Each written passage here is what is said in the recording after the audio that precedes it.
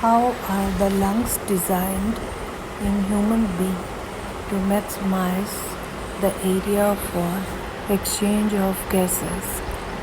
The exchange of gases take place between the blood of capillaries that surround the alveoli and the gases present in the alveoli. Thus, alveoli are the site for exchange of gases. The lungs get filled up with air during the process of inhalation as ribs are lifted up and diaphragm is flattened. The air that is rushed inside the lungs fills the numerous alveoli present in the lungs. Each lung contains 300 to 350 million alveoli. These numerous alveoli increase the surface area for gaseous exchange, making the process of respiration more efficient. प्रदान के लिए क्षेत्र को अधिकतम करने के लिए मनुष्य में फेफड़े कैसे डिज़ाइन किए गए हैं?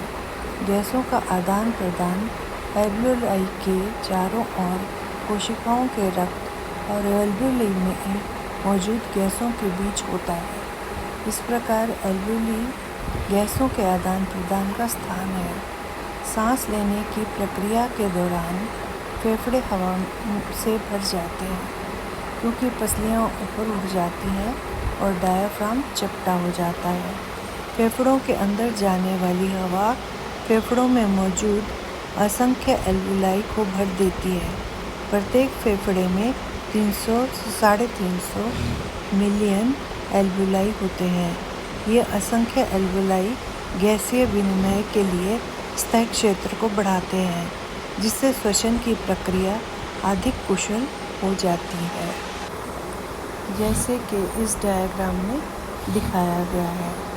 इंसान की जो रेस्पिरेटरी ऑर्गन होता है वो है लंग्स। सांस वो नाक के जरिए लेता है और यह लारेंक्स और ट्रेकिया होता है और ये लंग्स है। और लंग्स के अंदर जो ये वेसल्स है इसे हम एल्वियोलाई कहते हैं। और ये एल्वियोलाई के अंदर किस तरह से एक्सचेंज होता है वो ये है। एल्वियोलाई में जो ऑक्सीजनेटेड ब्लड है वो ये दिखाई दे रहा है और ब्लू रंग का जो ब्लड है वो डीऑक्सीजेटेड है। यहाँ पर इस एल्वियोलाई में ये गैसियस एक्सचेंज होता है। In this way, the respiratory organ of lung is respiratory organ is lung, and in lung there are component. What are the components of the transport system in human beings? What are the functions of these components? The main components of the transport system in human beings are the heart, blood, and blood vessels. Heart pumps oxygenated blood throughout the body. It receives deoxygenated blood from the various body parts and sends this impure blood to the lungs for oxygenation. Being a fluid connective tissue, blood helps in transport of oxygen, nutrients, CO2, and nitrogenous wastes. The blood vessels, arteries, veins, and capillaries carry blood either away from the heart to various organs or from various organs back to the heart.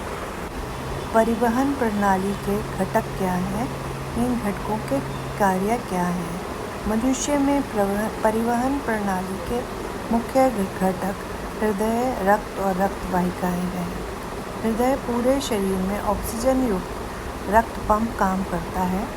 वह शरीर के विभिन्न अंगों से oxygen रहित रक्त प्राप्त करता है और इस अशुद्ध रक्त को ऑक्सीजन के लिए फेफड़ों में भेजता है।